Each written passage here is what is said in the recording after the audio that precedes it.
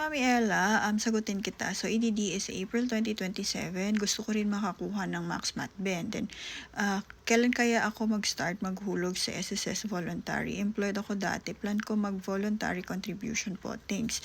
So, I'll be using ssmoternity-benefits-calculator.com. Sa mga gusto mag-self-compute, punta lang po kayo dito ha. And then, sa EDD mo, Mami, April 2027, ang qualifying period mo is January 2026 to December 2026. So, kailangan, kung ang hinihit mo or ini-aim mo dito is yung 70k max mat ben, you need to have at least 6 months contribution na 3K under qualifying period mo. So, let's say for example, yan, kunwari may hulog ka ng January 2026 and then yung August, September, October, November, and December, mahuhulugan mo rin or huhulugan mo rin siya bago mag due date. So, ito yung possible na pwede mong makuha for SSS Mat Ben. Bali yung kung employed ka before and ngayon ka pala magpapa-change status to voluntary, kailangan, hindi mo na mahuhulugan yung July, ang pwede mo na lang mahabol is yung August, September, October, November, December. So, basta mahabol mo siya on or before due date, then pasok ka po.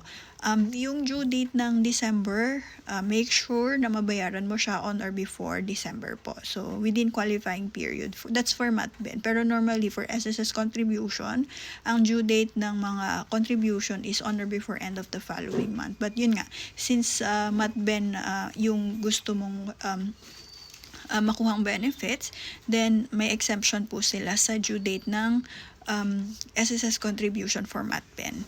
Yan. So, let's say for example, wala ka namang contributions ng January 2026. Yan. So, ito yung possible. Basta mabayaran nyo siya on or before end of due date. Ayan. So, sa mga gustong magpa-compute or magpa-estimate, comment lang your EDD, your month contribution, and your member type. Make sure na naka-follow po kayo ha. And then, sa mga mommies nang need ng extra fund, and I have a Union Bank credit card referral link po dito. Ayan. Yan, click nyo lang siya and then madadirect kayo kay Union Bank credit card site.